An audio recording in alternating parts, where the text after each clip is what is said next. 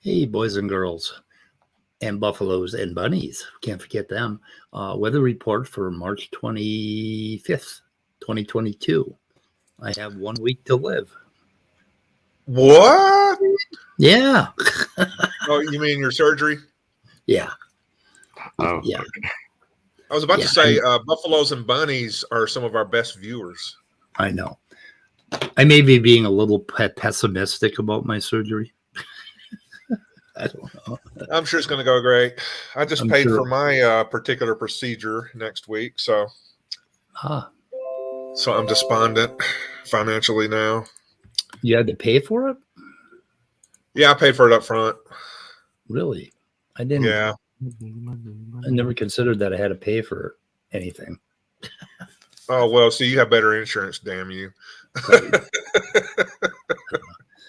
We'll see. We'll see. I'm sure there's going to be some residual, that sort of thing. Anyway, let's see. So we have Andrew today, and you wanted to get into some physics stuff today, but should we listen to a little physics stuff from our buddy, Dr. Crackers?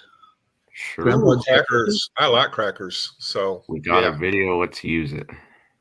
Yeah, so I wonder, let's see, I think he goes for quite a while. Let's just see. We'll just play the end of this stuff. He explains convection versus what is the other thing? What is the other thing when heat transfers from one thing to another? Conduction. Conduction versus convection. And he shows some, but he really doesn't get, like, he never gets too far into his theories. He always sort of like does this grandfatherly teaching thing, and he never quite explains what he's talking about. Yeah, I kind of get that feeling. But he hinted at some things here, and I'm hopefully I haven't dropped in too late. But let's see. Whoops, I got things muted. Oops. That can't be good. That can't be good. Hold on a second. I encourage everyone to click the like button and subscribe if you haven't already. Yeah, unless you find this channel not amusing, of course. It's up to you. No, it's like you're becoming, it's not forcing you. It's like you're becoming another Ed McMahon, Andrew. You're awesome. Yeah, that's pretty good. Even if you hate us, you should subscribe anyway. So we have 530 subscribers again for about the fifth time. Yay. Dropping back down to 520. I'm going to have a 530 subscriber party. Even if you hate us, subscribe so you can get notifications, so you can, hate us more. love, hate, to watch us. Yeah. Anyway, these guys are up to something with the heat problem. Let's see what they're up to. Whoops, I'm still muted. Okay. Well, I got to do my stuff. Be conducted up through the mantle and the lower and the crust to the Hawaiian Islands. But here's the kicker. George and I have been exploring a whole group of calculations, which could mean that the heat be taken down the blob as quickly as it was taken up. And so many of these seemingly, according to our I've got him at 1.5. Does that, it sounds like he's talking at normal speed, right? Yeah, he does. He sounds like he's talking at way normal. Yeah. Insurmountable physics problems of 10 to the 26 joules and all this 2,000 degrees C and all that kind of stuff. That can be dealt with square meter by square meter. But you have to understand that this is not the same as trying to explain the X chromosome and the Y chromosome. But wait, I've listened to Donnie's latest presentations on genetic issues and X chromosomes and Y chromosomes, and I have to listen to it more than once because it's complicated. So it's at least as complicated as the genetic argument. So how would I summarize this in a biblical context? Those of us on Standing for Truth are convinced that the Bible is a historical document, and that when it talks about creation, and it talks about the fall, and it There's that key word, convinced. Oh, called you're muted. singularities. These are not times where business as usual.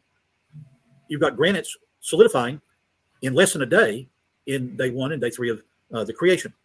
And so part of the argument and part of the resolution to this argument is convincing our evolutionary colleagues that their faith in neo-Darwinism is shaky, but it's still faith. And you have to have faith that the scriptures, as they present an outline, will give us an outline to support our faith. Where am I now? What does any of this have to do with the heat problem? We're at about 15 minutes, Professor McQueen. Time flies by.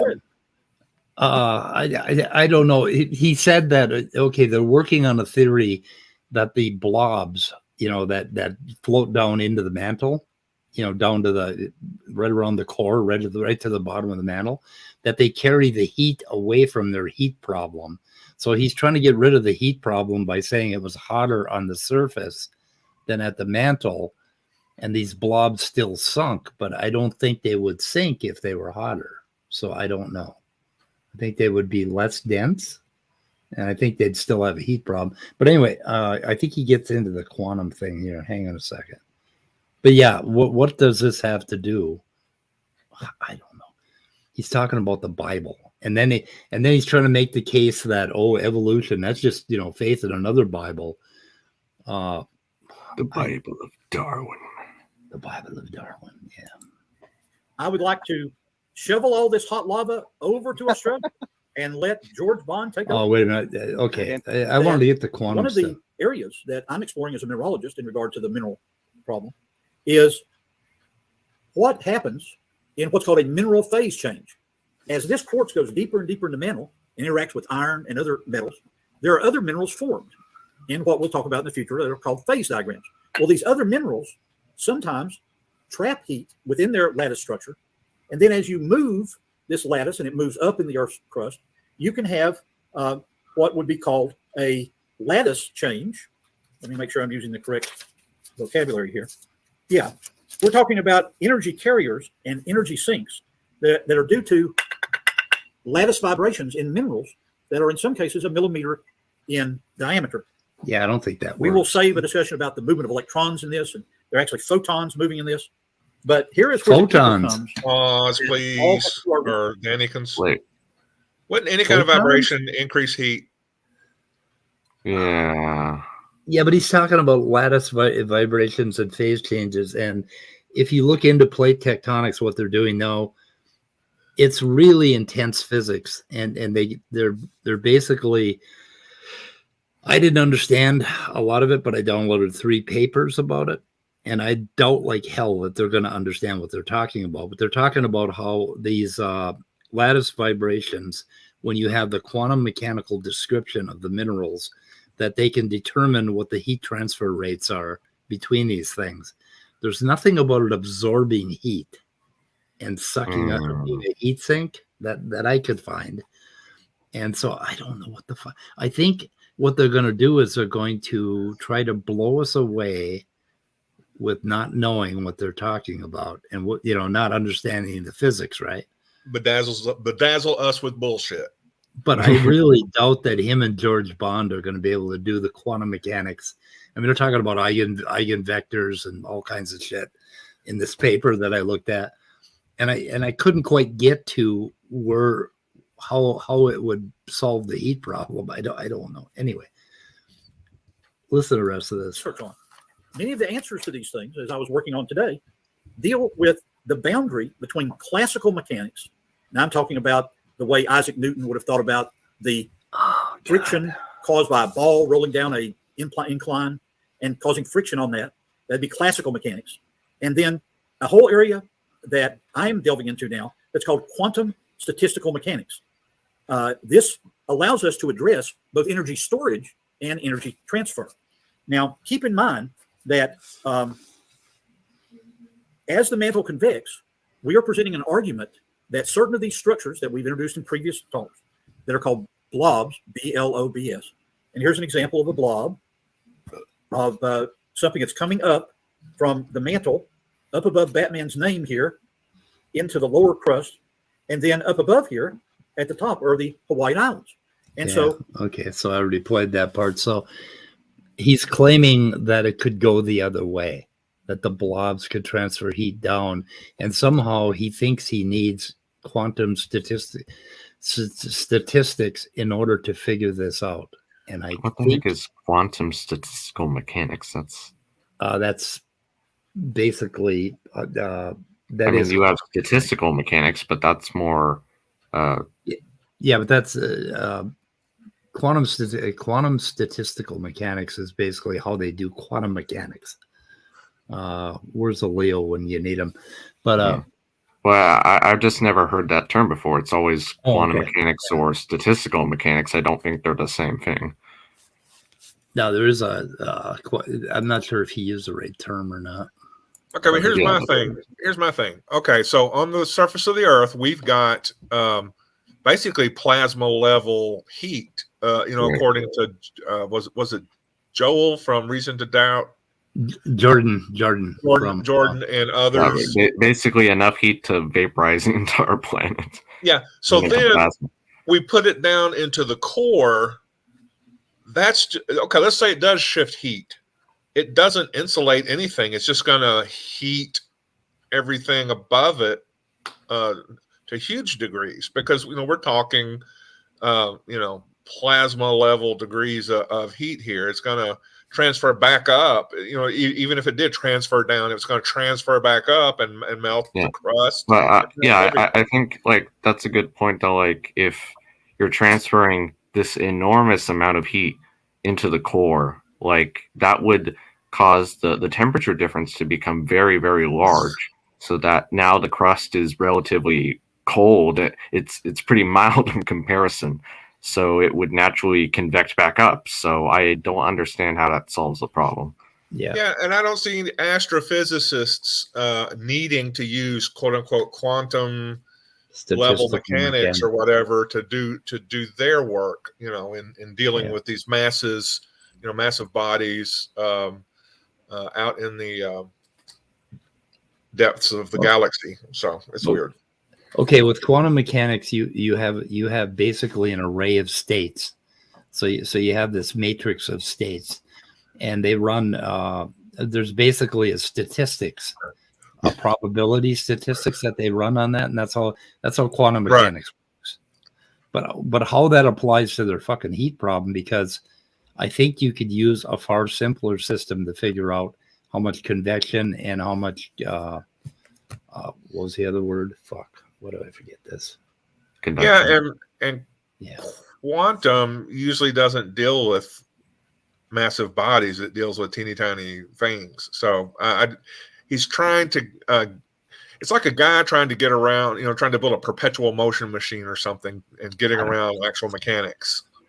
Anyway, unless he's done the math, it seems to me almost like he's putting quantum in front of it to make it sound more appealing or more scientific, I guess. I think they're going to pull a fast one on us. That sort of thing. Oh my goodness. Yeah. So there's where is it? There is a paper, Lattice Vibrations and Spectroscopy of Mantle Phases, that basically talks about this quantum mechanical thing. And I think they're using it to figure out what is going on. But then the other thing you said a little earlier, you said, is granite cooling in a matter of hours? Did he say hours or days? He said. I thought he said minutes. Yeah. Granite forming in minutes. So they keep coming up with that. Now, granite gets formed under pressure underground. So basically, it's lava that cools under great pressure. Right. It's plutonic igneous rock. Yeah. So this clown, he thinks he knows what the first, second, or third day of creation was made of, like it was lava or whatever. I don't know.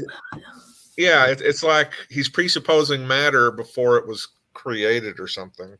Yeah. Or maybe he thinks it's part of I don't know what he's thinking. It just sounds very clown-like to be talking about the days of creation.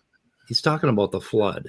You know, when everything's, all the continents are flying across the during earth. The flood. Okay, I thought he was talking about when it was created. No, wait, so the flood created granite?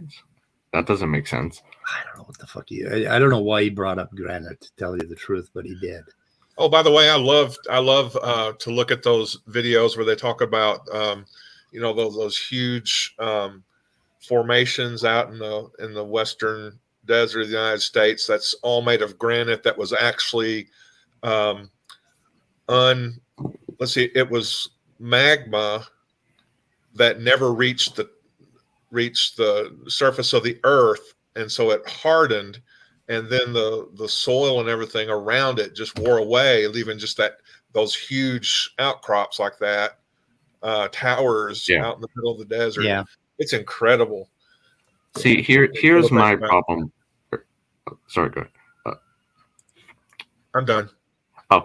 So my problem with the whole flood, in terms of the geologic column, I know it's a no-no word with some creationists, but okay, so you would expect a giant, massive flood to deal with like maybe sedimentary rock at most, just because it's like it's eroding and depositing things, but like in between these sedimentary layers, you got igneous layers where like volcanic ash or just lava flows were laid down up thrusts. And and so you have to have that simultaneously with the flood, and at the same time you have to have enormous heat and pressure melting and reconfiguring some of these rocks to a certain extent that they're now metamorphic rocks, and like things like schist and gneiss, for example.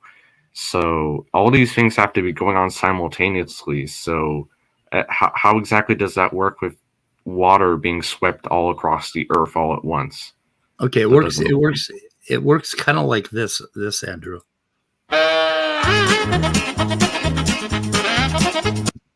That's how it works. But can you imagine the continents? Benny Hill's playing the whole time. They got volcanoes. They got these huge tsunamis coming in that they said were like 700 or 1,000. And ice ages. Don't forget the ice ages. And and all of this shit all happening with the crust bursting open and shit shooting out and hitting the moon and falling back onto the earth and all of that. And somehow they think that it's going to form like, okay, there'll be a volcano and then there'll be some deposits, right? Some sedimentation from the, real rapidly, like within 5 minutes, right? The flood will come along. So there'll be a volcano and then that'll harden into granite in minutes, which it doesn't. Isn't going to fucking happen. And then there's a tsunami comes and lays down 100 feet of sediment or several kilometers of sediment, right? That's all soft. And then something else comes along and bends that sediment so that we have the folds in the rock before it hardens. And then everything slowly cools off and hardens. That's what they think. Well, not only that, but like igneous rocks or different ones cool at different rates. And that's why you get different rocks with different grain sizes, basically. Like granite, for example, because it is underground for so long, and it's had so much time to basically homogenize, or no, that isn't the right word. To crystallize, basically, it's got these huge crystals that are very visible. Something like basalt or why can't I think of the word? Like just a volcanic rock that really erupts very quickly. That kind of thing. Rhyolite? Yeah, something like that. Yeah, I think rhyolite. Yeah. Just like really glassy, those rocks with very small crystals, because they form so quickly, the crystals didn't have time to condense and form. So how exactly do they explain that too, along with all the other stuff? It's a very contrived, complicated model, and it doesn't explain anything better. Like that, and that's the whole point of science, is to come up with better, more explanatory models, which in this case they aren't doing. Okay, I just Googled rapidly forming granite, and the top answers in Genesis, or the top one, second one is Answers Research Journal. And then we got Minerals Education Coalition. Okay, granite is an intrusive rock. Intrusive rocks formed from molten material that flows and solidifies underground. Intrusive, extrusive, those are the words. Okay. Yeah. I don't think that supports it. So does the granite take a long time to form? Okay. Here we go. So there's some controversy over this, right? Does granite take all the coupon codes available? Granite slowly forms deep underground as a result of volcanic eruptions. How long does it take? Calculations show that such a volume of granite magma would take several millions of years to cool down from 900 degrees to near 550 to 650, where it would totally crystallize and then finally cool to 25 degrees C, temperature found at the Earth's surface. Is granite formed fast or slow? Correct. Granite is an example of an igneous rock that's formed by slow cooling. How quickly does granite cool and solidify? Pegmatite has much larger crystals, slightly different composition. Feldspar here is more whitish variety magma. Let's see, it doesn't really tell you how long it takes, does it? This is just a website, I think. But I think it takes a long time for those crystals to basically form and cool. And along with that, the reason that it forms such nice big crystals is because it's working so slowly to cool. Right. Yeah. I don't know. It has a long time to form and to solidify. Yeah. It doesn't really answer the questions here. How quickly does it cool and solidify? It doesn't tell you. It just tells you that it. Does anyone know? Sorry, do you guys know who Steve K. McCurtis is? I'm just curious. No, but I wonder if he's some sort of geologist or Hi, Steve. Steve, put a link out to your. Do you have a YouTube site? Yeah. Does he have a channel? Do you have a channel? I just made you a moderator, and you can put a link to your channel, please. And we will put it in our description, and we'll go check it out. Yeah, I don't know. Waiting. The geology of it is just bonkers. Yeah, and Steve Bowman does a lot of stuff on that, and there's just a ton of Dr. Joel Duff. I linked his channel in our description. He has an excellent channel. Have you checked him out? Yeah, I saw his. I've seen parts of some of his videos. He's got This Week in Creationism, and he goes through a whole bunch of stuff, and he is really good. And I believe he's a Christian. Yeah. Yeah. But he is really good. His stuff is excellent. So. Yeah, I agree. Still waiting for your link, Steve. Hopefully you'll put it out there to your channel. Do we have any other videos for today? Oh, not too much.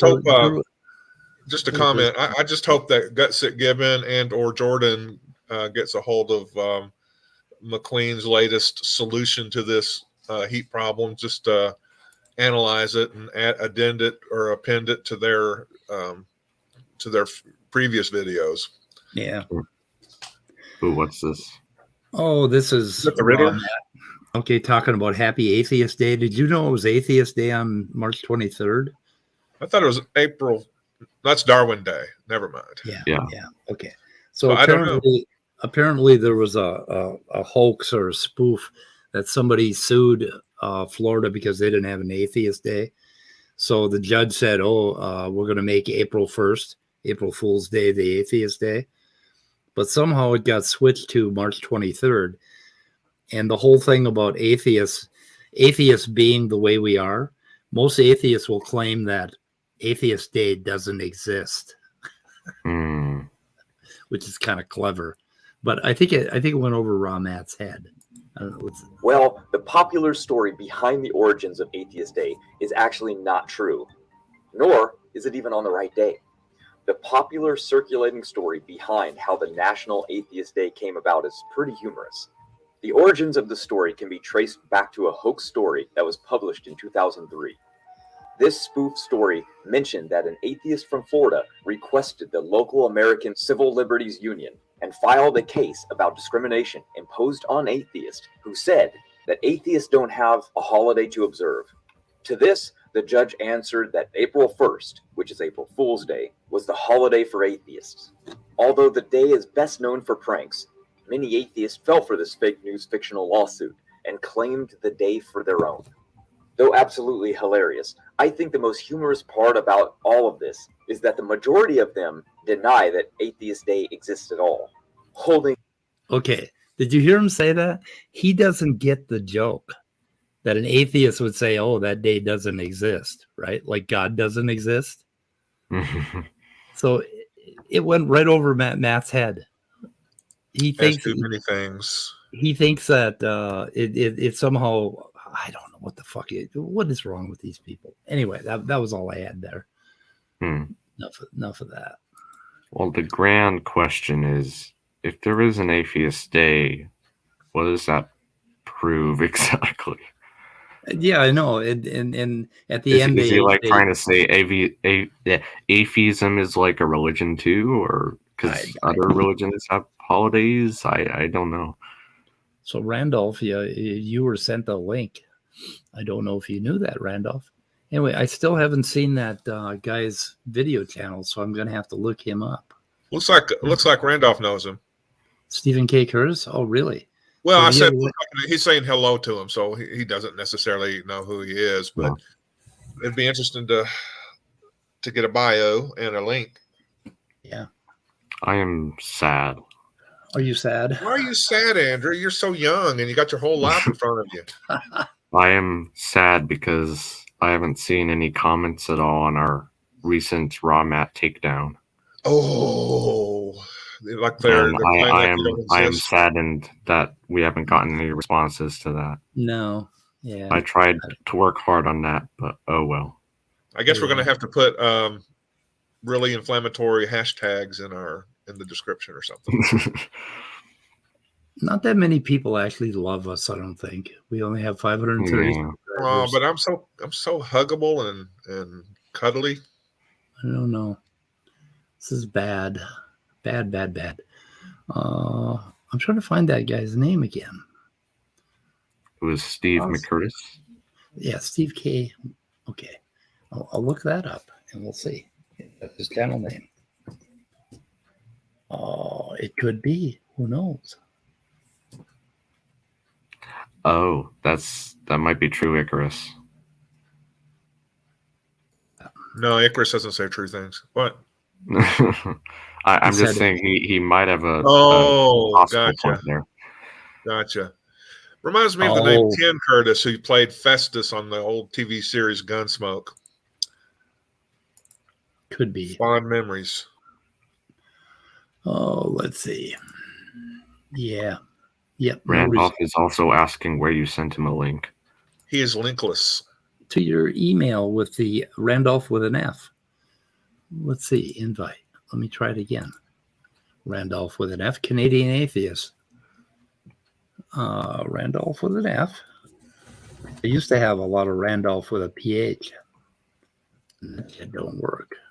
Yeah, Randolph at CanadianAtheist.com. I just sent you another link. Sent you two. We need to get in our Answers in Atheism mobile and go to Canada and then I know. Get free healthcare. Yep. We can stay in that add-on that Randolph's been working on for so long. I'd settle for real healthcare. I know, that would be awesome. I don't even let myself dream of such things. Because I was going over this thing that I'm going to be dealing with next week, and I found out that a lot of people run into the same thing where they get this, like in Minneapolis, St. Paul, which is like 5-6 million people, in a pretty big city, and the main hospital here really isn't all that good at taking care of people.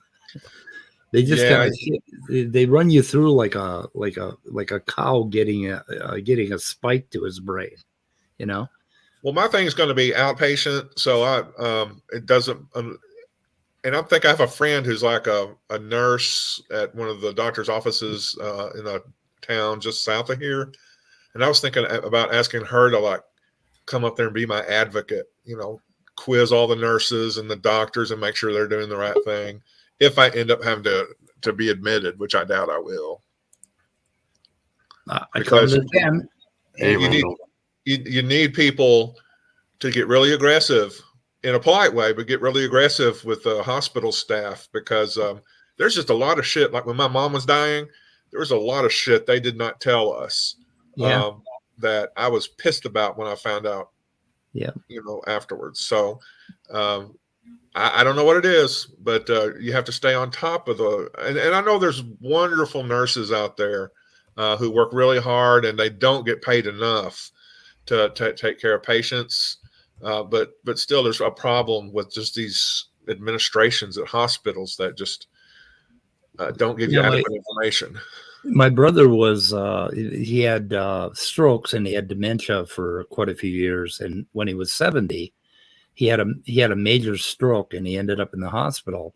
And when I called up there 200 miles away, they were treating him for an infected tooth.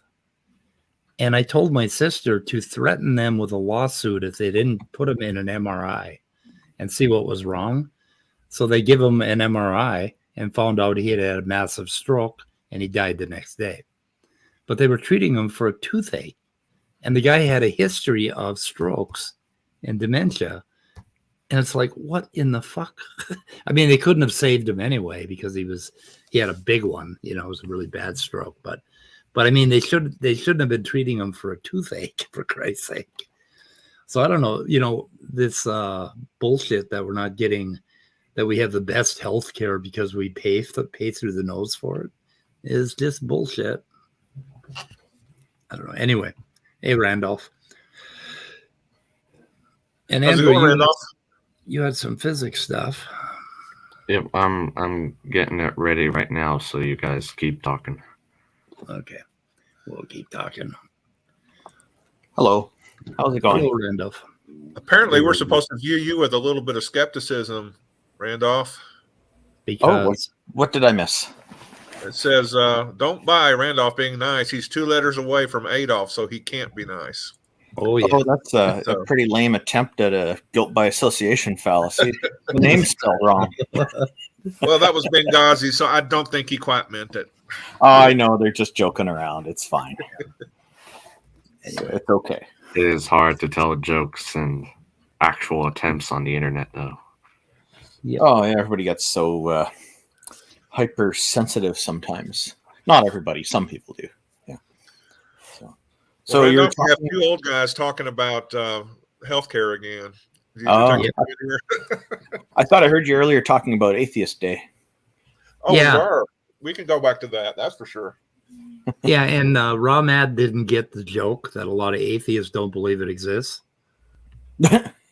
So it went right over his head. He thought it was that atheists were just being ill-informed. I don't know what his point was, but that's a great opportunity then to engage in further conversation with someone like that, and if that's an option, and then to also remind them that October 5th will be Atheist Appreciation Day, another celebration. Another Atheist Appreciation Day. Yeah, it's basically kind of meant to push back a little bit at politicians by asking them if they are celebrating Atheist Appreciation Day on that day, and because a lot of politicians will comment no comment. So the way to celebrate is to answer no comment to every question on that day. Nice. Okay then. Yeah, makes it real easy. So I was looking into some old videos of SFTs, and I saw a thing where he was talking. He had a short little blip on created heterozygosity, and so I went out and I found a paper by Sanford and Carter, 2 PhDs, supposedly PhDs in genetics. At least Sanford does. And I started reading it, and I think I found out that they have made the most ridiculous error in genetics that I have ever seen. And I think it's, but I have to look into it further to make utterly sure that I've got them down on this, because I think they wrote Mendel's Accountant without an understanding of what genetics actually does. And so I'm looking at the code and going through it and reaching out for advice to make sure I have not missed something. But what they think, I mean, it may as well say that God magically created heterozygosity in a population. I mean, why don't they? Because the mechanism that they have come up for doesn't work. So anyway, and I'm just blown away by this. I'm blown away by this. If this is true, then why in the hell are we even paying any attention to anything they say at all? Well, yeah, and it's just demonstrable incompetence. If they have a model that doesn't really model, yeah, it's just I don't know the word for it, but I don't know. Anyway, you got your stuff, Andrew? Yeah, I think so. Yeah.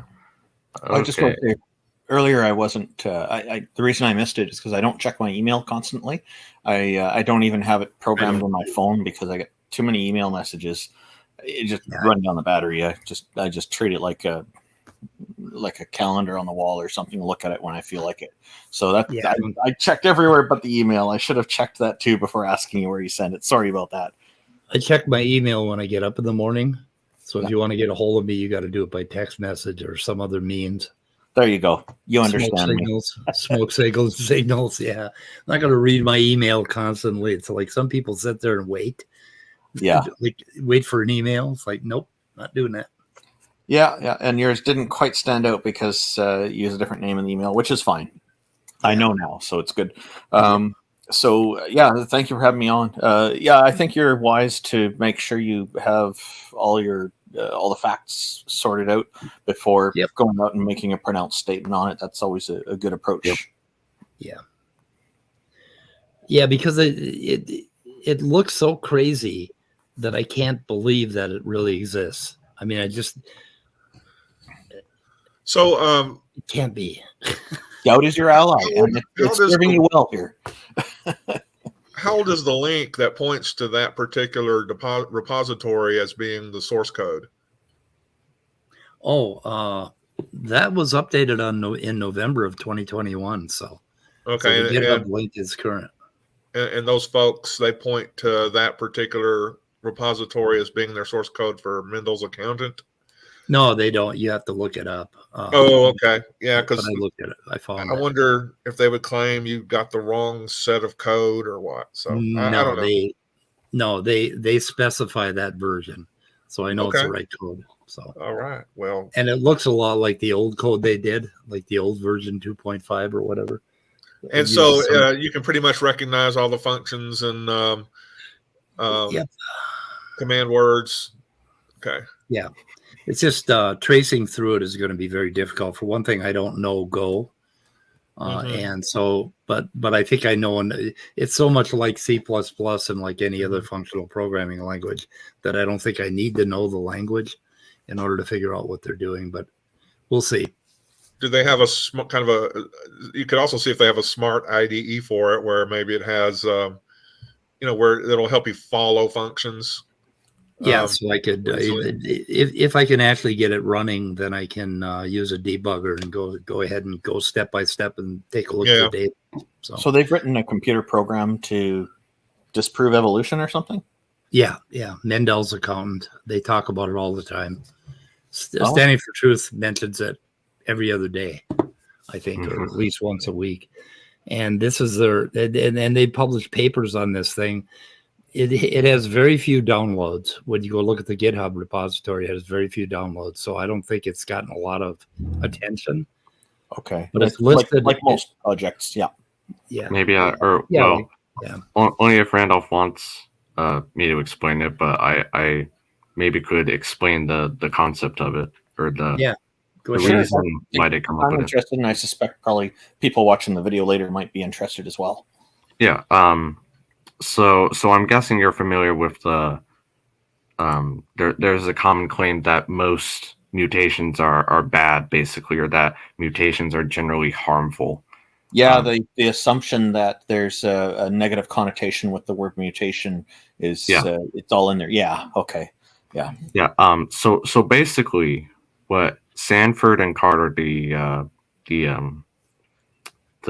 writers of this program, Mendel's Accountant, are doing is they're kind of using what's called the effectively neutral range for mutations, because based on if you go into the math, based on the population size of the organisms you're looking at, there's a certain range at which certain amount of mutations are effectively neutral, which means that selection can't do anything about them. I'm going to just correct me if I'm wrong here, but sure. If your focus is going to be on the neutral portion of anything, the results are going to be quite predictable and probably fairly consistent.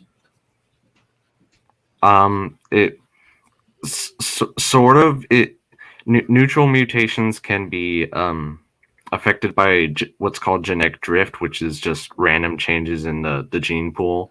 So kind of, but also not really. If that makes sense.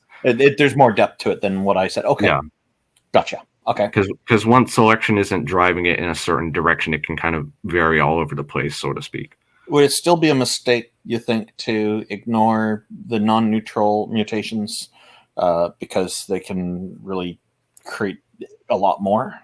Oh yeah, they're still important. What the creationists like Carter and Sanford are doing is taking these effectively neutral mutations based on selection and asserting that most of that range is actually what's called very slightly deleterious mutations. So they're and when you get into it, it's kind of a contradiction of terms, but what they're saying is it's effectively neutral, so selection can't weed them out, but they are slightly deleterious. So over time, just like rust building up on a car, the organism will go or the population will go extinct. Which of course, like I said, is a contradiction of terms, because you can't have something that's deleterious, aka it becomes less common over time due to selection, and also be effectively neutral, which means that no selection is acting on it. So okay, it's a contradiction. So that's the fundamental concept they're going off of, which there are lots of ways to tackle it, and it's been tackled before, and of course they don't listen. So they're kind of relying on a contradiction. Yeah, essentially, yeah. Okay. Like I said, there are other ways to tackle it too. Like there's a theoretical concept called Muller's ratchet, basically, where in very small clonal, aka asexual populations, like bacteria, say, and even this can have exceptions too, which I could go on later, but essentially in small clonal populations, mutations, deleterious ones, just build up. They can't be weeded out, because every time, or I should say, every generation after the previous one has more deleterious mutations than the one before it after a certain point, because and that's because DNA just kind of collects. It doesn't get rid of old. Yeah. So I guess I should say another way. So basically, you have your chromosome, and there are different alleles for that chromosome, basically, or different genes on that chromosome. So you can have certain deleterious mutations for that gene, and you can also have good ones, and because the good ones are going to be selected for, the bad ones are also kind of gonna hitch a ride with it, because they're just there. So they're kind of free riders, basically, and because they're kind of attached to these genes and the good mutations on them, Muller's ratchet is basically this imagined scenario where over the generations, more and more bad mutations accumulate because they can't be kind of picked off and I don't know if this is making sense so far. I'm kind of having trouble with words here.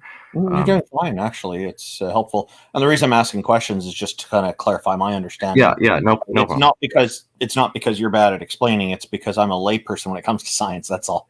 Yeah. It would be better if I had a diagram to show this. I could look one up, but I'm too lazy to do it. So don't worry about it. It's okay.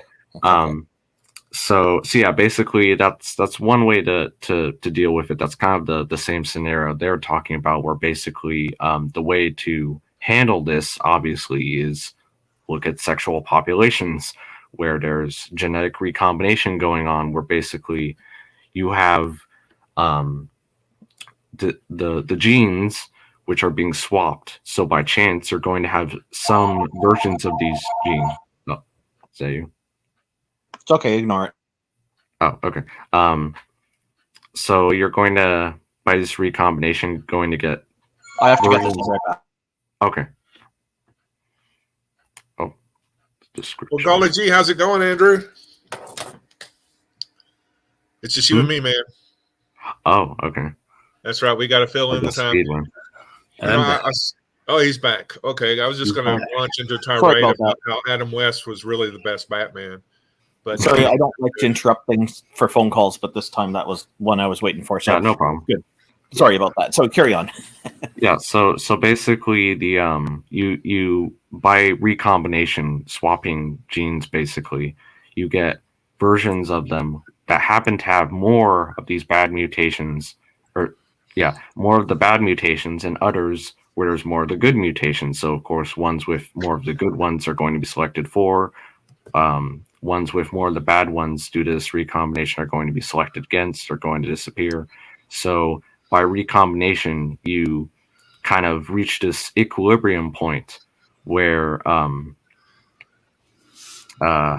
let's see. So Speed's back, right? Yeah, I'm back. And by bad mutations, I guess you're meaning deleterious, meaning that they're harmful to the survival of correct. Yeah, species evolving from it, depending on the environment. And well, that's survival is quite subjective because it also is quite dependent on a lot of factors like environment and many other things, right? That's actually another problem with this idea called genetic entropy, the deleterious mutations accumulating over time, according to the creationists, is they don't account for the environmental effects and they assume a constant fitness distribution. So basically, it doesn't matter what mutations came before and what mutations are going to come afterwards. They're just all bad. Basically, they're all accumulating, which of course doesn't make sense in the real world. So that's yet another problem with it. So you're just a host of. Is it correct that my assumption correct that certain mutations can cause the effects of other mutations to completely disappear? Yeah, you can have. You can also have, like, for example, mutations that, due to their effects, kind of override the effects of previous mutations. These are called compensatory mutations. So cool. Basically, okay. Yeah. So basically, if you had a mutation before and that kind of wrecks something, and you don't completely get rid of that deleterious or the DNA function mutation, you don't get rid of it, but you have this new mutation elsewhere that kind of compensates for that and kind of fixes it overall. So now you're back to your previous fitness level. Now, if somebody were to be able to go in and remove the portion of the DNA that caused the deleterious mutation, the compensatory mutation would, I guess, depending on how dependent it is on the deleterious one, could also be affected. I guess is that. It depends. There's a lot of dependency. Yeah. If it is dependent on the deleterious one, then you wouldn't want to remove the deleterious one. Because you also have to take a quick question. It's slightly off topic, but Andrew, all the specific information that you just named for us and listed, did you learn that at school or through your own self-initiative of studying and asking experts questions? Well, I will admit it is the pretty basic level of it, but yeah, I did learn it my own free time, asking experts just because I'm curious about it. Kind of like how I'm asking questions now, I guess. Yeah. And they are good questions. I do appreciate the conversation we're having, Randolph, because I do have one more. Do like to talk about this stuff. Great. I have one more after Scott Duke's finished. I have one more question for you. Sure. Yeah. Yeah. I just want to say I'm impressed because you're naming off some very specific stuff, and my ability to remember all those specific types of. I'm forgetting the name of it now. The compensatory whatever and things like that is amazing. So. Thank you.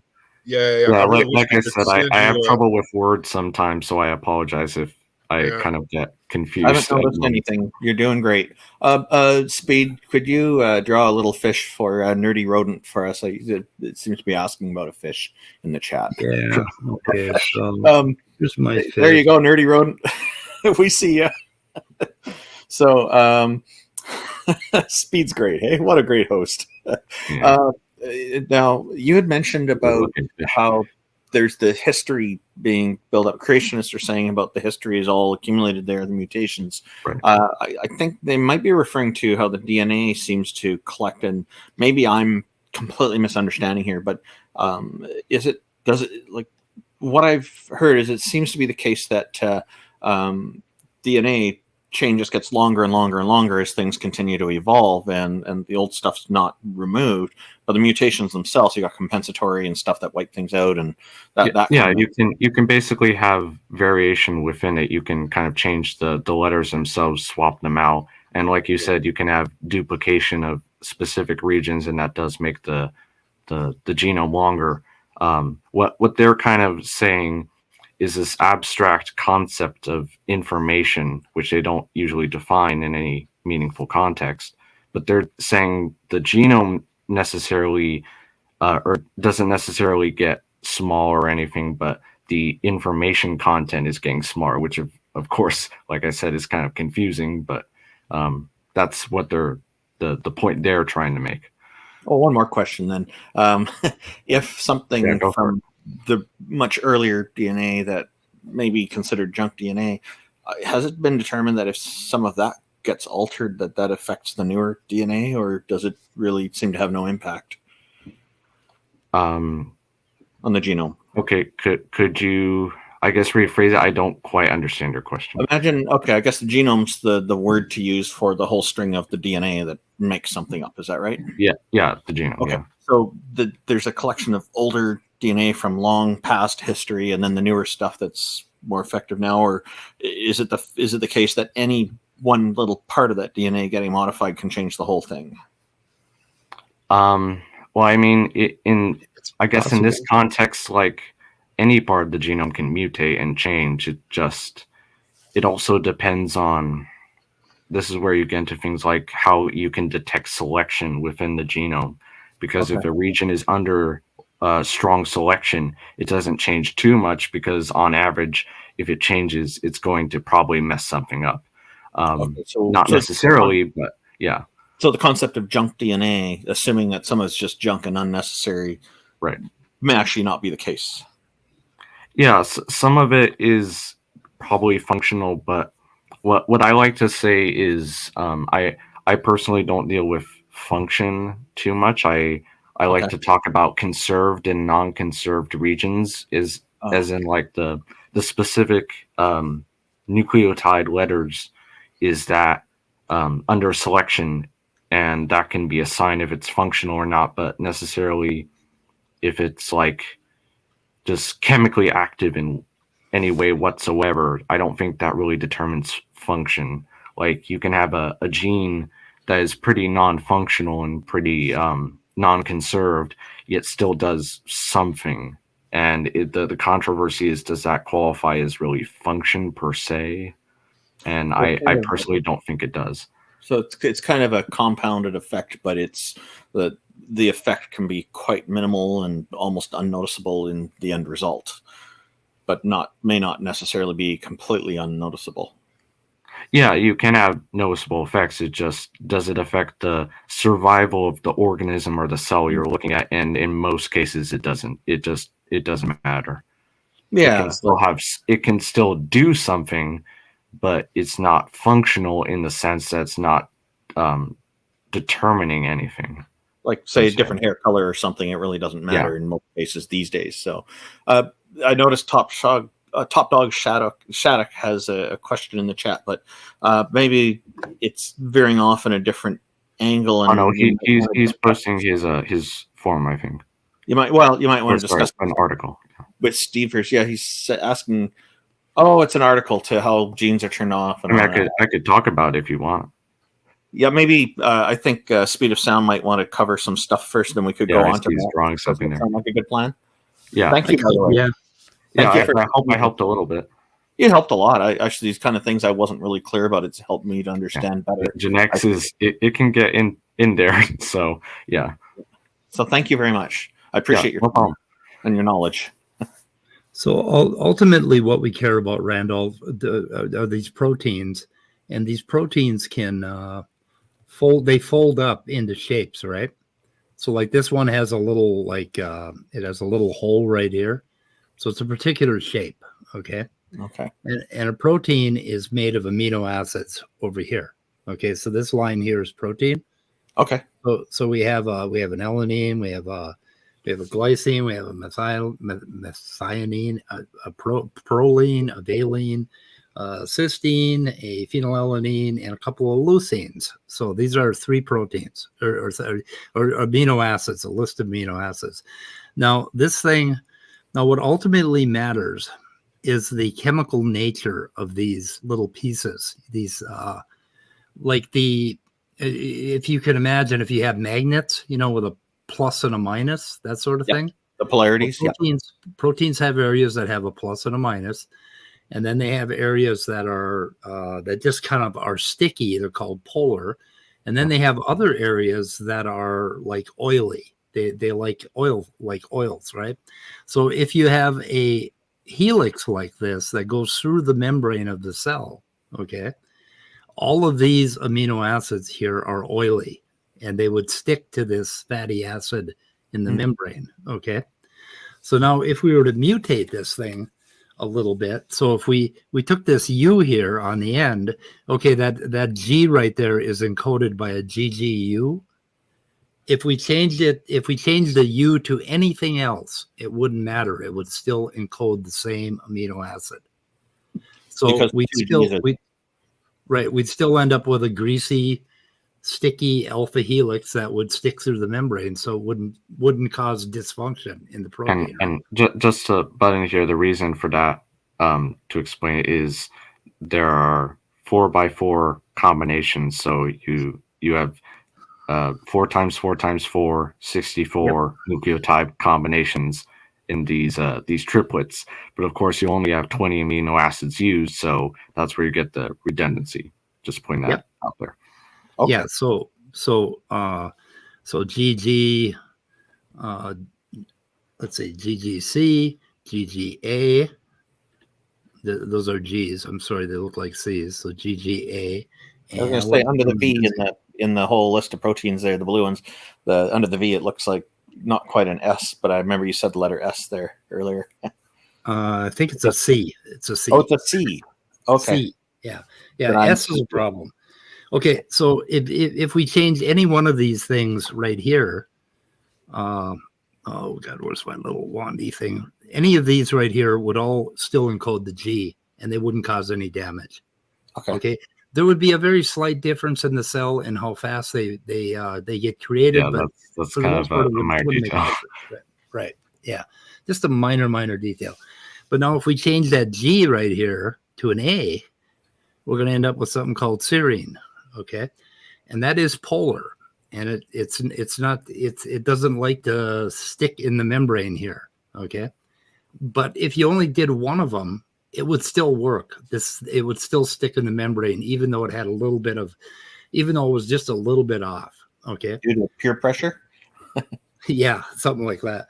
But I mean, if you took both G's and a couple of these and turned those all to polar things, well, then it may not stick in the membrane at all. They won't have a dysfunctional protein. And if you had like 12 mutations on that one little area of that protein, right, or that gene, then it would probably kill the organism. So then the organism would be selected out. it would be selected against, and it would never make it into, it wouldn't even be born. It wouldn't even become an embryo. It would die before the woman even knows she was pregnant. Okay. And if it was a serious mutation. Mm-hmm. So the thing now, Sanford is saying, okay, but there's more to this story now. Now down here, we have the entire genome. We have all these GGUs and GGCs and AGUs. Okay, that's right here, right? So parts of this genome, 1.7% of it, code for proteins, or code for genes. Okay, so they're very genes. small portion. Right. So if you're shooting, suppose you have one of those Old West 44s where the barrel, doesn't have riflings, and you're shooting at something. You're shooting at a very large object, and you have to hit 1.7%. You have to hit the target in the middle, right? So it's a very small target. So if it's going to have any effect on a gene at all or on the proteins, you're going to have to hit these little blocks right here. Oh, wow. A gene is stretched out into something called exons, which are like this exon here would code for this whole protein part here, right? Okay. But this part here is pretty much non-conserved. It doesn't matter there's a few parts here that you couldn't change because they have to do with how this thing splices together. That's called splicing. So there's a little bit of, there's a beginning part, and there's a little pivot here that allows this thing to splice together. Okay. So you don't want to screw that part up, but you could mess with any of this stuff. In fact, viruses insert themselves in these introns all the time, and they don't make any difference. So pretty much you can change most of it with no effect. It's like they're catching a free ride or something. Right. Okay. Now there's one other part. So this whole thing is a gene, right? Another part is at the beginning here, there's a small area that causes that gene to turn on and turn off. Okay, you can either turn it on or turn it off. There's a small part here, and there's frequently, this is called upstream. There's frequently a part out here that makes a difference too. So basically, if you have this part and you glom onto it with another protein, you can shut that gene off so it no longer produces this protein. Okay. So if you affected that regulatory region, it's called, then you would affect how much of that gene ends up getting transcribed into this protein. And that would affect how many of these things are going through your membrane. Okay. So what Sanford is saying is that, okay, and I mean, it takes a lot of mutations to hit one of these things and to make a difference. Okay. To actually change it to that. Okay. So those are the conserved areas, right? And this is kind of where you start getting into statistics and probabilities and whatnot. Yeah. Yeah. So if you have 100 mutations, the chances are you aren't going to hit one of these things. That isn't going to make a difference. You may make a slight difference in the folds on the back of your knuckles or whatever. But so there's that. And then along with that, the amount of genes that go into the phenotype, there are a lot of genes that just, like you were talking about, encode for eye color and things that don't matter. Just think your height, whatever. Just a lot of things that don't matter. So basically, it's kind of like a hierarchy. You can think of it, Randolph, where it's basically yes or no questions at each level. Do you change the molecular factors of it? Yes or no. Then do you change the chemical factors of it? Yes or no. Yeah. Then do you change the phenotypic factors? And then finally, does that phenotype make it past the environment or not? So you can kind of think of it like an obstacle course, sort of. Yeah. Will it live or will it not? And if it doesn't live, the problem is solved because that mutation will die right there and will never accumulate. So there's no genetic accumulation when you have a really deleterious mutation. Okay.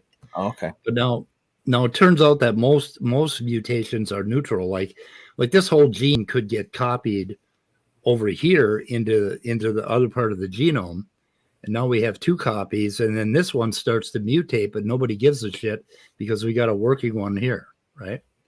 And this one could mutate into something useful in the future, like 100,000 to 1 million years from now. It could mutate into something useful. Like a fancy scale that you have fine control over. Yeah, it isn't going to matter. By the way, an example of that is the odor molecules we can detect for our sense of smell. Oh, Yep. okay. Yeah, you change those just a little bit, and well, actually, the odor molecules work on something that has a lot of things sticking through the membrane, Right. and on the outside of the membrane here, they have a detector for a particular kind of molecule. And if you had a mutation, so if you duplicated one of your odor detecting, it's called a second messenger. If you mutated one of those, or if you copied it and then it mutated to detect a different molecule, suddenly you'd be able to smell a flower that nobody else could smell. So I'm one of those people who can smell on a person's urine, even including my own, when they've been eating asparagus and other things. So I have quite a heightened sense of smell and taste, olfactory system. It was really a big surprise to me when I was a very young child and learned that smell and taste are both kind of part of the same olfactory system. I thought they were very connected. like most people thought, Right. It's like, wow. So what Sanford is saying is that if we swap this out to an S, right, that would be a very slight disadvantage because it wouldn't quite be a fit into this oily membrane. And then if we come along and we swapped another one out, then it would fit even less well. And then if we swap the third one out, it wouldn't fit at all. And so he's saying that these accumulations of mutations, okay, he's counting on hitting this very small target for one thing over and over again, and having that have an effect, and having that mutation not drift out of the population, because a lot of times these mutations just drift away and they never get copied into a new generation. But he's saying that they're going to accumulate, right? But the thing is, if they accumulate to the point where it doesn't fit in this membrane, that organism is going to die, and that's going to be the end of it. So that's why Sanford is wrong, because these little accumulations, if they amount to something that matters, okay, it is going to kill the organism. But he's kind of saying that there's all these diseases in humans that are popping up, and we're allowing these humans to live and reproduce, and somehow these mutations are building up in our population. But when you look at a population of 9 billion people and all the different gene flows and all the things that are going on, most of these mutations are going to amount to diddly squat. Okay. But and that's how we survive. You're saying like the ones he wants to swap out, the G for something else. Yeah, the G for an S, or these ones are particularly critical. Is that right? Yeah. Yeah. Oh, okay. So that's why, and I guess there's been experiments have been done that they've been able to kind of move different things in there and see the results. Or what they will normally do is they'll take out a whole section and they'll screw it up badly and then figure out what it does. Like Speed was saying, you also have to consider what part of what amino acid, what part of the protein that amino acid mutated is in. Because if you have an enzyme, for example, and you have what's called an active site, so that's the part where it actually binds to something and breaks it apart or puts it or synthesizes a new molecule or something like that. If you mutate an amino acid in that active site, and that's a critical active site, then that's going to be a big change, even though it's probably a single mutation. But whereas if you have a part of a protein, like Speed was saying here, this membrane protein, that changes an amino acid in a not so critical area, that doesn't do very much. So it depends on a variety of factors, whether it matters or not. Oh, okay. That makes sense. Say there's another helix here, right? Before we get to that helix, just a quick question. Does it sounds like what this guy's doing is he's ignoring current well-established science that's already telling him what you're wanting to do is wrong. Yes. Right. Oh. Pretty much. Well, let me give an example of that just real quick. So basically, Chimera, what was his first name? Why can I not remember? Otto Chimera. Anyway, the scientist Chimera published this paper, basically, draft, which said that he put out this curve, and he didn't show any good mutations beneficial ones. Now Sanford came along and corrected, quote unquote, that graph so that like I was saying earlier, the effectively neutral region included the beneficial ones. So basically he was saying selection could do nothing even on beneficial mutations, which if you go back, Kimura didn't account for beneficial ones because of some mathematical reasons. But now he also acknowledged that even if you had a few beneficial mutations, that would pretty much get rid of Sanford's supposed process effect. And Sanford, even when told this, did not acknowledge it. He continued to maintain that the graph he came up with was the correct one. So that's an example of what I was just talking about. This graph that Kimura drew was kind of like, let's see if I can get the same color back again. So that's just an example of Sanford basically lying about the data. Now Sanford was featured on the dismantled video. Is that true? Yeah. Okay. So all the shit that they're, I'm sorry, I'm using bad language there, Andrew. All the stuff that he said that was disproven or refuted by our happy trio there of Erica, Dr. Dan, and Dapper. So that's the guy. That's the guy who redid somebody else's drawing. Yes. Yeah. Basically, he had this graph here, and what Kimura was interested in is this neutral mutation area, right? And then out here he had deleterious mutations where some of them fall way out. Actually, I drew the curve wrong. It should have been way out here. But then Sanford came along because Kimura didn't consider beneficial mutations, because if he had, his models would have turned out way too beneficial. It would have been too powerful. And Sanford came along and drew in this little wedge down here and said, oh, that accounts for the beneficial mutations. And that's not actually true. It isn't that small. I mean, there are mutations. The curve probably looks more like that. So there's a lot of beneficial mutations. He just assumed that there were very few, and then he went ahead and ran with it. That an arbitrary beneficial mutations couldn't erase the effect of all these neutral mutations. Well, you don't have to erase neutral mutations because they're fucking neutral. That's why they're neutral. That's what we mean by the word neutral. That's why they're neutral. That little arbitrary cyan portion there in the corner, that's an arbitrary number that he didn't have. He just drew that in with a pencil. Sure. Yes, he didn't have any data. Some kind of data or research to back it up? Or? No data. Sort of like Trump did with his Sharpie and the hurricanes. Yeah. Exactly. He just drew it in. Hey, Speed, could I share my screen for a few seconds? Sure. It's just arbitrary then. But I wanted to point something out to Randolph first that you brought up before. Yeah, I interrupted and got you away from this. I'm sorry. Which is fault. That, okay, some of these proteins right here, like there could be 4 proteins here. Okay, and those 4 proteins manage to, they're magnetic, right? They're polar, they're plus or minus.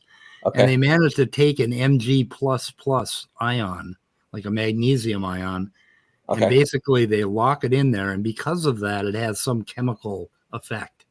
Okay? Chemical reaction. So if you were to hit inside of here, if you were to just hit that one little part that screwed up one of these, then it would no longer lock in the magnesium, and then the enzyme wouldn't work. That's what Andrew was saying. Yeah. So there are, like proteins proteins attached to metals, and they have basically they create chemical reactions, and that's one of the ways that enzymes work. So sometimes you have to have the shape right. The shape makes a difference, the whole shape of the thing, because a molecule has to fit in there in a certain way. And other times, it's this enzymatic active center that has to work. But to hit one of those, you would have to hit one of these so that it matters, right? And you would have to hit it right at the right spot. in order to make a difference. So And then you have the point we're trying to show is that there are a lot of exceptions. So it depends on the amino acid. It can depend on where the amino acid is in the protein. Sometimes a single change can matter. Sometimes it doesn't really matter. So it depends. There's a lot of depends. Anyway, Andrew, you wanted to, you got a screen. There's a lot of interdependencies in there. I was wondering if you could go back to that one drawing that Sanford just. Yep, I'm just showing that's Sanford right there. So I'm getting the impression that interdependencies are a very common thing with all this DNA. Yes. Yeah. I just wanted to ask a question about that distribution diagram. That do you have a picture of that, Andrew? I thought you had one where you just. Oh, the actual diagram we drew. Yeah. I just wanted hold on. I can probably find it. Give me a sec. My question is on that where he just drew in a very small, insignificant portion. You can go back and do the math and figure out the relative size of that beneficial section, right? In other words, you could color in the proportion of mutations that would be beneficial under that graph, right? Speed, I think you need to go down on that screen. Yeah. Am I making sense? The one you just drew below it. Yeah. That's one. That one. Where you drew the little blue part. Cyan. I found the draw that blue graph. part. You could draw that blue part in its proper proportion, right? Oh, darn it. it. Represent like on a scale of, what percentage of beneficial mutations there might be. Yeah. So that's that little tick mark looks almost like he was drawing and doing perfectly, and then he just got out of the line a little bit with his black crayon. Can you remove the comment? You've got showcase so we can see everything here. Yep, I will try. Where's that?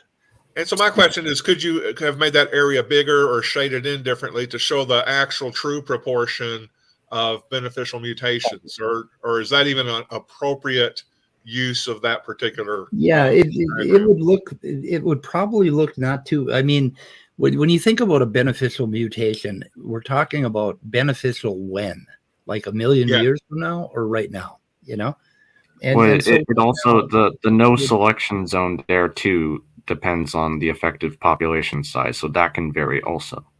Yeah, and he's saying that there would be no selection for a beneficial mutation. Well, the thing is that there's going to be beneficial mutations out here where they are selected for, and he made this shit up in his head, and I don't know how the hell he got away with it. So it's essentially what we're saying is there was no need to partition off that little tiny area. It's covered in the selection zones. Well, the thing is, Kimura didn't care about what happened to the right. Kimura was making a point about just this little gray area here, right? That was Kimura's thesis, right? He admitted that if he put a curve over here, a beneficial mutation curve that would, end up being selected for out here, that it would skew his results to the point where all he would get is beneficial mutations. So you're saying that this chart is pretty cynical then? It is. It's horrible. And he was, people climbed all over him about it. And he said, I'm sure Kimura would agree with me. Well, Kimura's dead. Oh, that's convenient. Yeah, very convenient. This little area, but he just drew that in. And when I looked at it, I found the original paper by Kimura, and that little thing isn't in there. It's not in there. It's so that's just kind of an ad hoc seat of the pants. I really can't have any points scored for evolution kind of reaction on the part of Sanford. I got to tell you, you found the original. It's not in there. You've got the showstopper. That's great. Well, people have showed that over and over, and it doesn't stick on these creationists. It's just nothing sticks to them. Is this what they're teaching in creationist science schools? Exactly. Science classes. So I hope, Randolph, that the last half hour or so has been a good demonstration of why this genetic entropy argument doesn't work. Oh, yeah, actually, you've all helped me to understand this better, and I'm still a layperson. And we could still get into it even more so, but this is just the basics of why it doesn't work. Yeah, it all makes sense what you guys are saying, and Oh boy. and now today I found out that he's also using Mendel's accountant to prove created heterozygosity. And that was where I found the thing that I'm going to have to research a little deeper to make sure I've got him by the nuts on this one. So, but I think I've really okay, this one, basically this is a light squeeze on his ball sack. What I'm going to do is like a fucking vice. I'm sorry. As a layperson, I got it. Why is he going after Mendel's accountant? Why is it not Mendel's biologist? Yeah. Anyway. Okay. But you're gonna squeeze something in a vice now. So yep, I'm gonna squeeze something in a vice. Is that safe for you too? So do we still have time for my other thing speed, or we do? We do. We always try to make time for you, Andrew. We got 35 minutes left for basically. By the time you have a PhD, I'll be ready for you to clone me. So I want you to collect so much knowledge that you'll be able to clone me once you get your PhD. All right, then. Well, I just want to say I appreciate Randolph coming here and helping to make the stream more productive. I guess we went over some topics we wouldn't have gone over otherwise, and I think that made it a pretty productive show. Oh, wow. So, well, you guys have the knowledge. I find it interesting. And well, we lacked the stimulus. Yeah, we needed the stimulus. So, okay, let me share my screen. And I hope it has been interesting to the audience as well. Was that understandable, Randolph? Yeah, I'm a layperson, so I would say I probably don't have a full, completely clear understanding of it, but my understanding is definitely improved. And like you have that row of those letters there in the genome, that's quite helpful how you explain why the guy is wrong, that he's wanting to change a piece that can't be changed, and that well-established science already covers that and has already proven that. Layperson or expert has nothing to do with it. You have to go over this again and again and again before. What has nothing to do with it? Your level of expertise. I mean, you have to study this stuff. I had to go through this stuff many times in order to have it start to link up and hook together. Yeah. And in summary, yes, I found this very helpful and quite very educational. So thank you very much. Okay, good. Andrew, you're up. All right. You're on. Let me know if you can see it. I can see some white stuff. You and Andrew, both what you've contributed has been great. So. Oh, thank you. All right. Okay, there we go. Okay, so today what I want to attempt to do, and what I'm going to probably fail to do, is succinctly explain the Einstein field equations for general relativity. So look, Randolph, you're going to get a second lesson today also. Anyways, okay, so this is the let's just say the Einstein equation for right now. Now you're probably wondering, okay, what do all these terms mean? I see a bunch of symbols and whatnot. So basically, let's start simple to complex. This right here is basically a constant. Like, right, we all know what this is, kind of 8 pi, that's a constant, times g, which is Newton's gravitational constant, which is a constant, divided by the speed of light, c to the 4th power. So, and you can set these terms to 1 basically, so it doesn't really make that much of a difference. What's really interesting is what's over here and what's over here. I guess I'll start over here. So basically, you can see my mouse, by the way, right? Yep. Okay. It's a pointy hand. Okay. I don't. Is it small or is it visible enough? Or? It's clearly very visible. Yeah. Okay. Just making sure. All right. You're pointing almost to the micro symbol, I guess. Yeah. All right. So this T menu right here. This is menu. These are basically, or this is basically what's called the energy momentum tensor, also called the stress energy tensor. It's basically, you can write it out as a matrix, basically, of different numbers. And it basically describes the contents of space-time in terms of energy, mass, and the motion of that energy and mass. And I'll go more into detail on that in a sec. Over here, you have the other half of the equation, which deals with space-time itself. Now, right here, you have what's called the Ricci scalar, which is basically it's basically a way. So, okay, let me back up a little bit. This right here is the Ricci tensor. Okay, so this is a tensor just like the energy momentum tensor. And the Ricci tensor and the Ricci scalar are basically a way of determining the curvature of space-time. So you often see that diagram with a bowling ball on a rubber sheet, basically, and that's kind of what this is describing in a very simplistic sense. Like a funnel that's more curved. Yeah, a gravity well, basically. Okay, yeah. And of course, this is all in 4 dimensions, which I'll also get into later.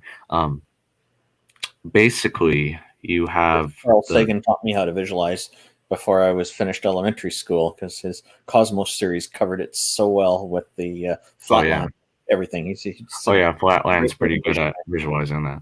Yeah. Okay, so these are kind of the Ricci tensor and the Ricci scalar are basically rules describing how space-time is curved. Okay, and if anyone wants me to define what curvature means in this context, let me know, but that's kind of another rabbit trail. Basically, these are connected to G menu right here, which is called the metric tensor. And this is kind of when we're solving the Einstein field equations, the metric tensor is what we're kind of trying to solve. So it's the curvature, these tensors, are a function of the metric tensor. Now, what does the metric tensor describe? You can think of it as kind of a generalization of, we all learned Pythagoras' theorem, right? To determine the distance between points in Euclidean space or flat space on a piece of paper. This is kind of a generalization of that. It describes connections between points, or what's called events in space-time. So you can kind of think of it as that kind of distance metric, basically, between points in space-time. So this is what we're trying to solve, because once you have this, once you have the metric tensor, you can describe the shape, the geometry of space-time, which is kind of different than the curvature, but you can show what space-time kind of it's behaving. And from that, you can, using some other equations, which I won't get into, you can describe how energy and mass moves through the space-time. So it's kind of a two-way thing here. So the energy momentum tensor describing the contents of space-time, the stuff in space-time affects the curvature of space-time. The curvature of space-time is a function of the metric, and of course the curvature itself determines then how stuff in space-time moves, which then determines the curvature. So it can get pretty complicated rather quickly. And in fact, stop sharing that for a second. Hold on. I'm going to share my other screen.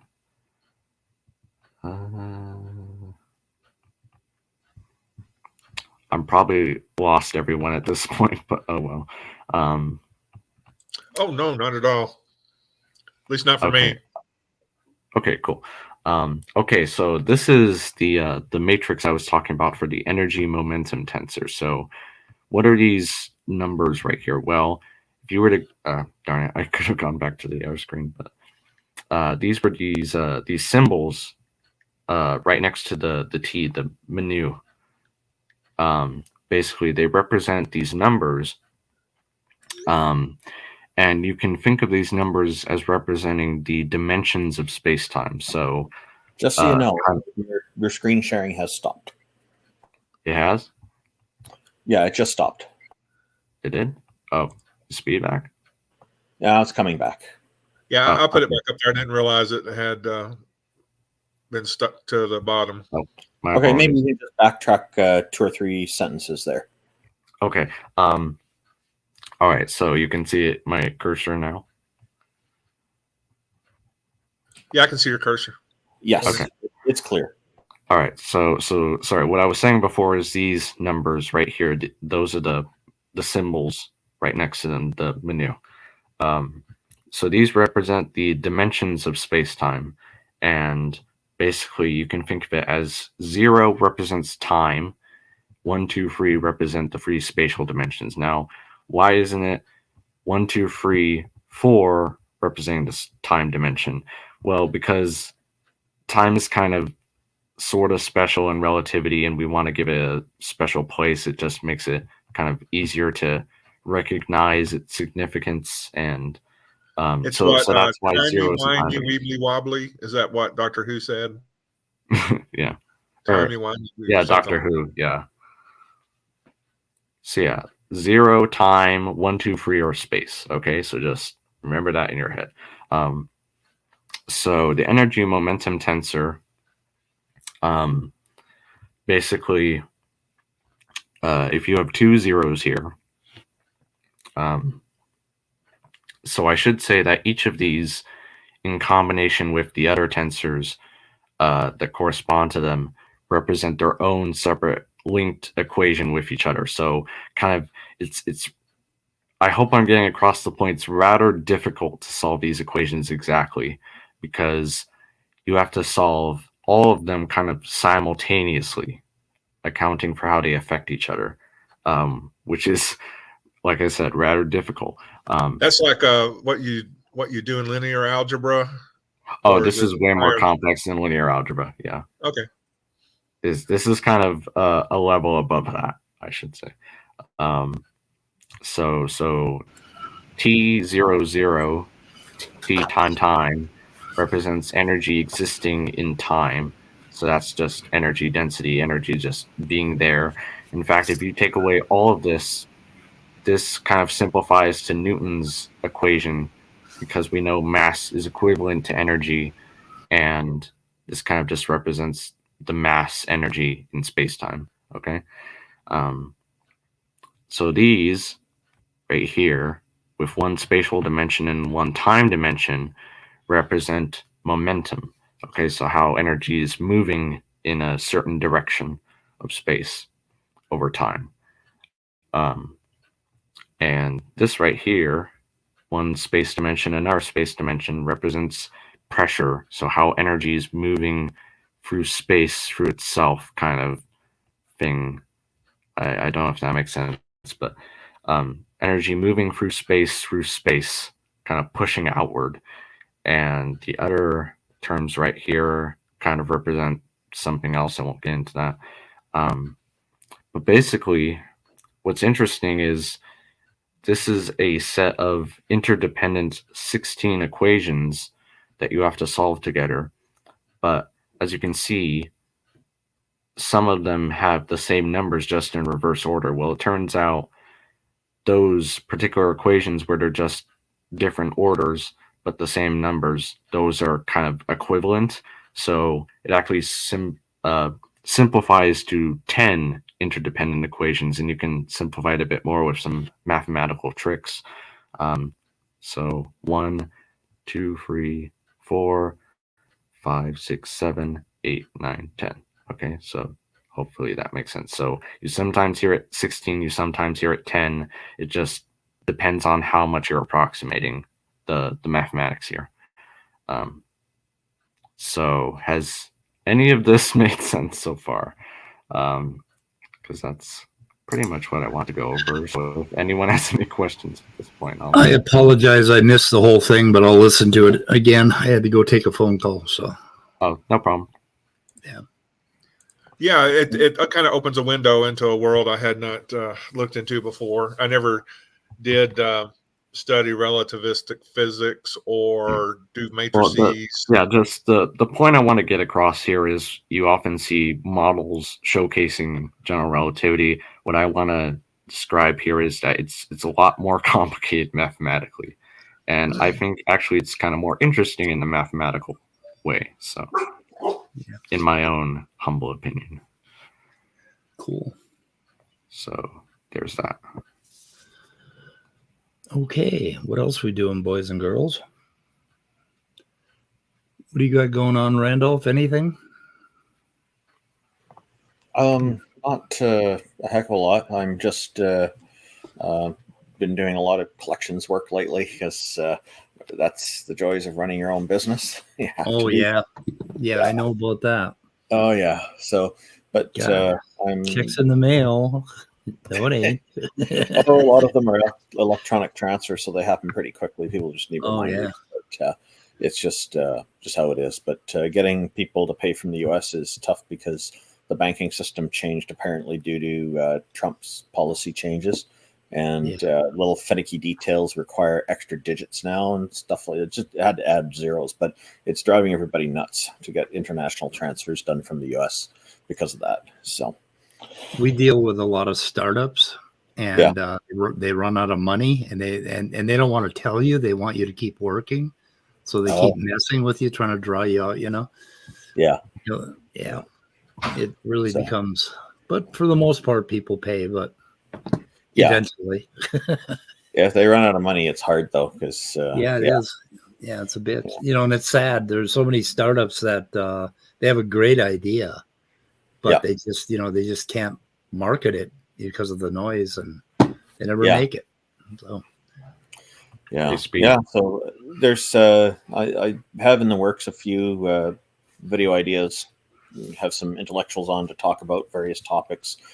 People have approached me; they want to do this, and so they want me to host it on my channel. So I'm thinking, oh, this is nice. So I'm looking forward to getting those together and just continuing to work on my YouTube channel and our Discord and get that going. And we've passed over 250 members on the Canadian Atheist Discord now, which is nice. And community's gradually getting more active, which is good to see. But I need to get the numbers up.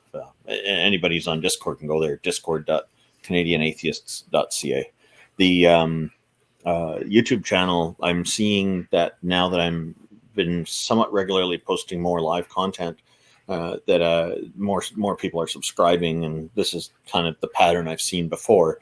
The more you put into your YouTube channel, the more you get out of it, and so it's just people want to see new content is what it boils down to, I think, and I get more people interested in newer content than reposting of older content, but that still also helps. And like you've done really well with your channel here. You've got plenty of subscribers and you've got good content going. Not really. I don't know. Well, today I thought was great. You covered. We covered quite a few topics here. You guys. Yeah, we did good today. We did good today. Today was the exception, unfortunately. That's the kind of stuff I like doing, actually. So, do more.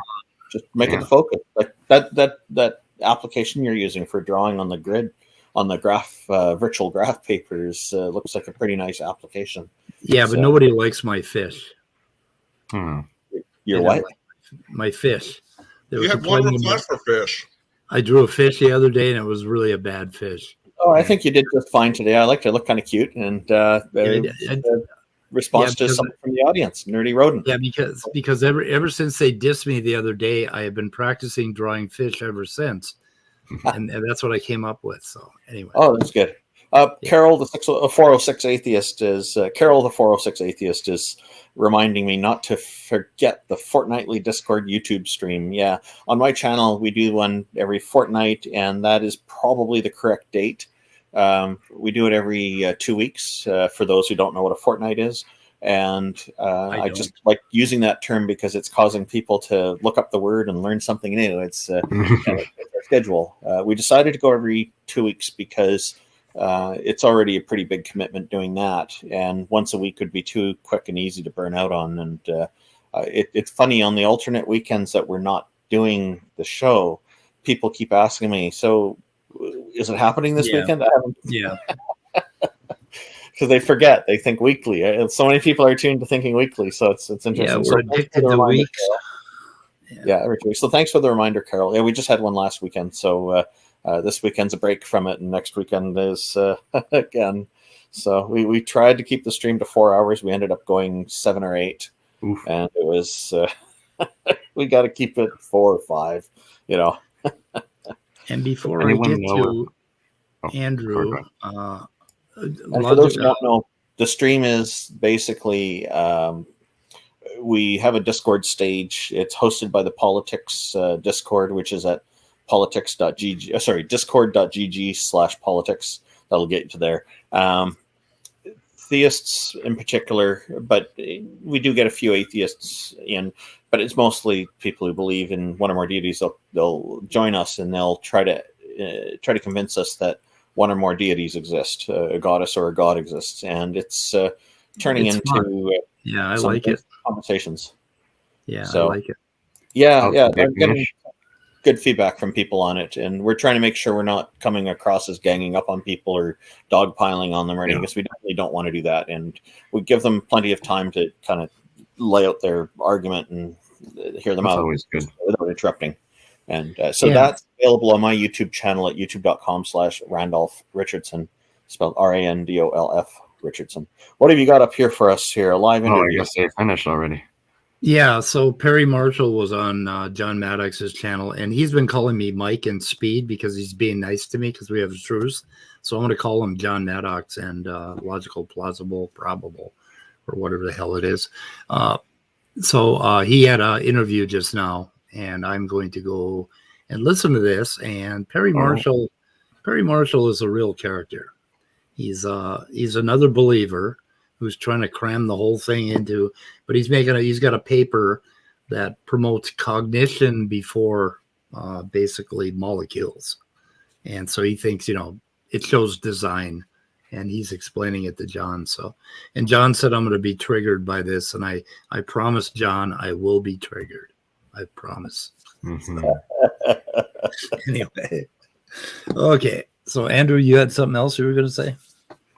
Oh no, I was just gonna ask, are they still alive? Oh no, yeah, okay, they're there. Yeah, that's it. Yeah. Anyway, so we got that. Anything, Scott? Well, thank you. I'm enjoying some wonderful barbecue chicken strips right now. Ooh, nice. Excellent. So Speed, really good. What's that? Go ahead, Scott. I'm done. Oh, okay, I didn't mean to interrupt you. It sounded like you stopped. So, speed of sound, I'll say, for listening to John Maddox's upcoming show, thank you in advance for your intellectual sacrifice. Yeah. Yeah, and my, I kind of enjoy being triggered, to tell you the truth, but it keeps us sharp, right? Yeah, it yeah. does. Oh, yeah, it does. Just like you were triggered by that Mendel's accountant. Now you feel like you have purpose, and I think I have purpose. I think it's healthy to listen to the arguments from people who oppose our ideas from time to time, because it helps us to keep a wider perspective. It does. Yeah, I agree. But they keep running me all over the place. This morning, and for the last 48 hours, I've been studying fin to limb transition and studying basically fish phylogenes and figuring out where everything fits in and reading papers and stuff. And then I got switched over to this Mendel's accountant thing, and God damn it. I just keep going. Brain exploded. But the fin to limb thing, man, we are going to talk about that at some point. But I have to get a handle on it to the point where I can talk about it very well before I'm willing to talk about it. But it is an incredible, just absolutely, I mean, it's slam dunk for evolution, this fin to limb thing. And It's just, it's all you need to know in order to, because it provides that new information that they're talking about, that new function. It provides the change from one very, very different species to another. And it does all the things that they claim can't happen. And it's shown in this fin to limb thing. And there's probably 1,000 papers on it or more right now. And there are huge books on it. And we have fossils up the ass basically showing the transitions. Yeah. And it is quite well covered. And now we're getting down to the molecule level where we're understanding what molecules have to change, what genes have to change in order to have a fin or to have a limb or to have this kind of fin or that kind of fin or whatever. So it's awesome. Anyway, that's what I've been doing for 48 hours. Oof. I need a break. Fuck. Take some Advil, do some meditation. Go feed the raccoons. Does Advil make you bleed? I have to quit aspirin for a week. So No, I don't believe it does, but I'd double check it. Yeah, check with your doctor. How are your raccoons doing? Oh my God, they're wonderful. How many have you got now? How many come to your door now? 26. Wow. Yeah. That's more than 2 dozen. More than 2 dozen. And I have one that's probably out there right now. He comes early and he gets ham and he gets biscuits and he gets water. He's the smartest one of the lot. Yeah, he wakes up at like 4 p.m., and all the other ones, they don't show up till 7 or 8. So yeah. Yep. Early bird gets the worm. He does get the worm. Anyway. Okay. So I think we're going to shoot her in the head, guys. Yep. All right. Okay. Thanks for another great stream. Yep. Okay. Thank you. I enjoyed it. Thank you, Andrew, for putting in all that work. And thanks to everybody for tuning in. Goodbye, cruel world. Oh, let's see. I got to do this.